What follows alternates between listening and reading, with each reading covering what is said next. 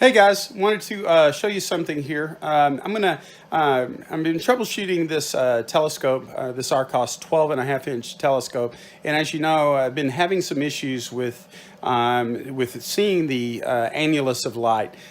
This telescope went back to RCOS probably about a decade ago, and they had to redo the mirror surfaces and do some things with the electronics because of rodent damage. But once it came back, it's been in storage for a good 6 or 7 years until we were able to pull it out to put it in this facility. And so when we got it back, I immediately began having some issues. And I'm going to see if I can just do it with the light from my camera here. And I think you can maybe see, I had a flashlight on this a while ago trying it, but as I bring the light of the camera in and I move it around. Now, in order to see the annulus of light from behind it, Rich Simons has said that you're going to see it's basically symbolic of 4 reflections, where it's going to hit the primary, come back, hit the secondary, and then come back and hit the primary again, then the secondary, and then back down through the scope. Now, I just wanted to show you this video to show you hopefully what you see when you try to put this light on it. I don't know if you can tell, but let's see if I can bring a little bit of light in so as not to blow out the scene. But the ray of light on the primary baffle, there it is, that's being reflected back, you can see is probably only about 8 inches down on the baffle from that baffle edge. I would think that if I truly did have 4 reflections here, that I would see that length of light there, right there, as you can see it on the primary, the edge on the side of the primary baffle, I would think that would be longer. And let's see if I can get it a little bit more focused, because I know it's focused on the secondary. See right there? I would think that you would see that all the way back onto the flange of the baffle itself, and then it would be bouncing back and creating those reflections. And again, I'm just not seeing that. No matter what I do, I'm not seeing the annulus of light anywhere close. I'm not getting those 4 reflections. I think that's obvious. I did double check the length of the primary mirror. The length of that primary baffle, it is 11.5 inches now that I've double checked it. The length of from the mirror to the mirror primary to the mirror secondary is around 26.75 of an inch. And I think that's right in accordance to my CAD drawings. Coming back around here just to show you the business end of the scope. Here's the situation on the back with regard to the number of rings. There's been some question as to whether or not I had enough rings. Well, that's 5 rings, and from here at the base of the rotator all the way up to the edge before the actual Tak adapter here, that's 8 inches worth of rings. And then I have obviously the Tak adapter that accommodates the Tak collimation scope. So this is the situation. My back focal distance is, I think, pretty much nails when I use the camera. Now the camera images that you'll see, I've defocused it quite a bit, and those images are, and certainly you're seeing the mechanical donut or the donut on the edges that's being cut off. And I think that is most definitely a mechanical obstruction there. I think it's related to the fact that I can't see that Tak, the annulus of light. Now I'm aware that the camera that I have on is the FLI 63803. Yes, it's a big chip, but again, I never had that problem when I had originally hooked up this 11,000 STL, and I've tested it and done the same thing with the STL, and I still get the same mechanical, just vignetting or cropping of the invasion on the edge of those circles. So it does lead me to believe I have an issue, and I think maybe I found the issue. I want to walk you over, and I don't know if we can see it on the computer. There it is. Pretty well. You can see this is a ray. Rich Simons was kind enough to show me the ray trace of in a document. Now this is not necessarily my scope. I am aware of that, but I want to show you that that the scope that we're talking about here that he uses in the illustration has the same useful back focal, has the same the same measure of primary to secondary, and all those on my scope have been verified. And so this can't be wholly different than mine.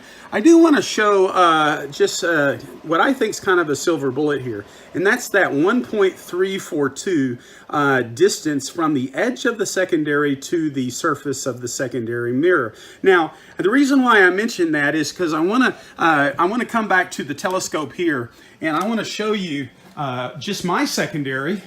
If you didn't notice a while ago, and if I hold it up, again, I don't know that this is necessarily this. I don't know. I can't remember what the secondary looked like before I sent it back to RCOS. But let me show you this. I'm going to be very careful. I don't want to scratch the secondary, of course. But let me stick in. Obviously, if I go to right there, that's about what it says it should be on that on the CAD drawing. But notice I can go all the way in before I start to hit. A good almost 2 1/8 of an inch before I touch the edge of the secondary. So it leads me to think that, zoom it in there just so you can confirm that.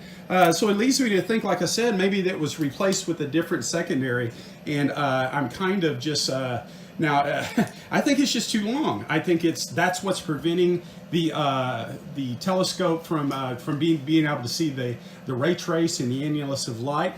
Incidentally, the measure of the diameter of this at this end of it is 5 1/4 inches. When you take off the secondary here, and the diameter of the back end of it is actually 5 1/8 inches. So there's a slight taper to it. Now, I don't know if that's the original design in the beginning. I know it was redesigned at some point. This is right around a January 2005 model of the telescope. Again, it's a 12 1/2 inch f9 truss mount, obviously. And so I don't know if that's the original design, or maybe when it went back to the shop, they decided to replace it, or just not thinking, about that. But again, perhaps that is somewhat of an issue. Maybe they put on the new design tapered baffle, not realizing that, oh, this was the older version, and they needed to put, maybe they lost the original baffle. I just don't know. And so I'm trying to figure out, does it make sense that would be too long? Guys, if you don't mind, I would love for you to, if you have a similar scope, I know Tom Harrison does, and maybe a few others do, but does this, if you do this measure, definitely protect your secondary when you're doing it. But what is the measure you get when you do that right there? Do you get there around 1.5 inches, or do you get over 2 inches like me?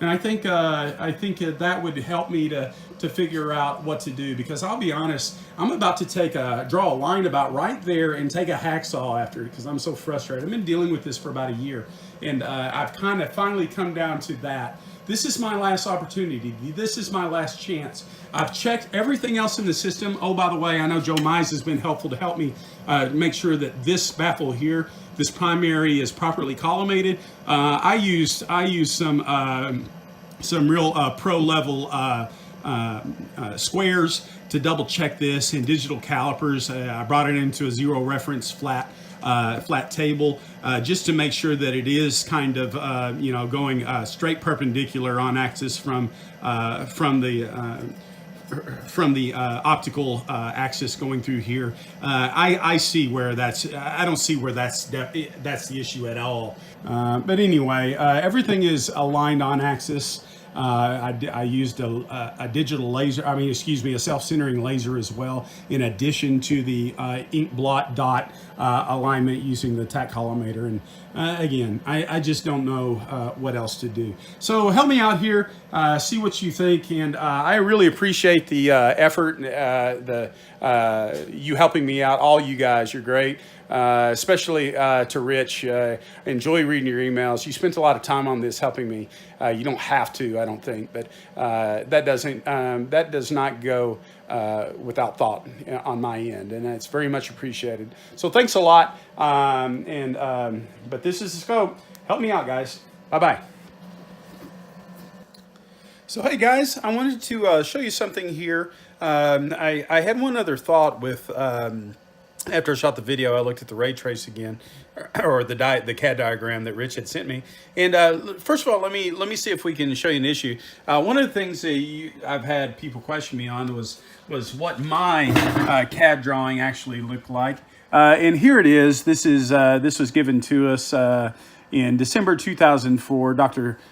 Fred Kaw is really the one who owned the scope, gave it to 3RF, and of course I'm the chief kind of benefactor or the chief beneficiary of such a thing, and which this has always been my baby. You'll notice the useful back focus is almost 9 inches. The back focus from focal point to primary distance is the one Paul Jones really cares about, is right at a foot. And then the mirror spacing between the two is 26.375, so that's obviously 3/8 of an inch there, 26 and 3/8 of an inch. Now, I had mentioned to you, now let's just go back. Notice, by the way, this does not give an indication of the length of the secondary nor the length of the primary baffles. Neither one of the baffles are given as information on these CAD drawings. Now, I go to the one that I showed you a while ago, the one that Rich had put in his document on collimation. And I want to go back, and of course, I brought into question this 1.342 here. And of course, mine was, basically 2 and almost 1/8 of an inch, maybe 2 and 3/32 or so from the edge, measuring the edge of the baffle to the surface of the secondary though there. Now, one thing I didn't notice though, and I brought mention of my, look at that 12.4 there. I'm really surprised by that. Mine is 11.5 inches, having gone back and looked at it, which means that it appears like we've robbed Peter to pay Paul somewhat here. Mine is about 3/4 of an inch longer, but or close to an inch, longer, and then my primary is, close to an inch shorter. So I think I don't know if that's if that just seems very strange to me, how all these scopes, given the same back focus and mirror spacing, how this is an example of a scope that's so much different than mine. Now, I think that if you shorten this one and lengthen this one, I don't know.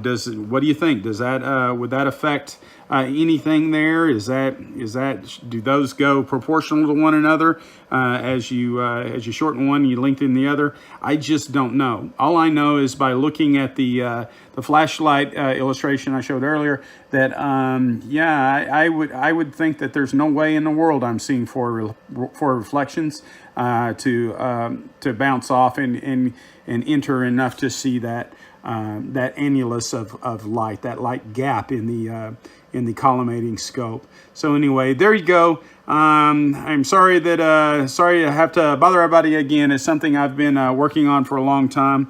Incidentally, yes, my primary baffle is a 3-inch diameter. Definitely, again, my measures are all seem to be in accordance to this. It's just my two measures here are definitely somewhat different there.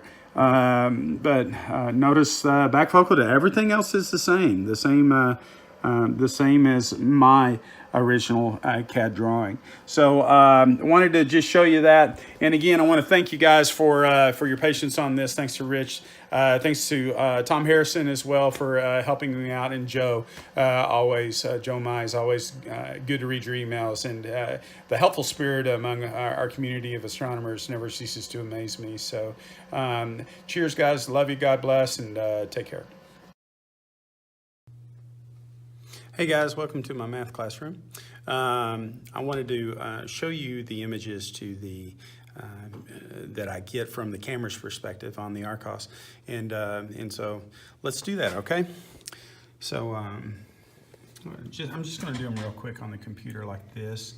I could put the files obviously in the video a different way. Let's look up at a best count scenario. By the way, this happens at my best focus with the standard TCC is 3,600 counts. Now, I used to remember that being a lot higher, but again, this is kind of where I'm at. So, but anyway, and if you'll notice, it's uncalibrated. Of course, you don't see any flats or darks. Seeing is bad, but I think there's also some issues here with, oh, by the way, this is 60 seconds long. It's taken on a Paramount ME. So, and the Paramount ME has been corrected down to less than an arc second. So basically this is not guided at all. Of course, once I defocus the star images, like you'll see in a second, you can't really guide those either. But anyway, kind of keep in mind, this is not a really great seeing night. But 3600 represents my best focus image. Let's go ahead and go all the way to, let's go to 0. Let's go to home position. This would be represent, now this is a pretty big defocus, about 3600 counts, but I think it does show the issue that I'm talking about here. And if you notice, here's your on axis star image right there, and let's just blow it up a little bit. So on axis, you can even see on axis, you get a slight crop, not far away from the image. You get this slight cropping of the image circle as you go off the edge. Now let me go ahead and back it off. And then notice as you go off axis, you get a substantial up here in this corner. Look at up there and look at what happens on these star images when you get up in here. Now notice this, if I had continued this all the way around, that would absolutely be a decent star shape, star image, but that is a mechanical vignetting if I've ever seen it right there. It's been cut in. And notice it's also cut in on the side toward the center of the axis. That's going to change when I go to my out of focus image. Notice also, and it may not be as apparent here with such a defocus, but we talk about collimation. All the star energy, hopefully around the centers of these donuts, should be the same if it's properly collimated. And so hopefully you can gain some indication of that. The star shapes seem to be somewhat, or these donuts seem to be evenly illuminated from that standpoint. Just to show that, let's go a little bit more in focus to about 1600 focus counts, and to demonstrate that of course we still have some donuts here, but going to the outer edge of the circle and to the over here closer to the corners, you can definitely see the way these star images are still cropped. This quality of this one isn't quite as good. I don't know why, but you can see here that there seems to be some even illumination there. I'm having to blow it up quite a bit so you can see it, but it's pretty even illumination along those. So I would think that like I said, I think I've pretty much got the collimation pretty close.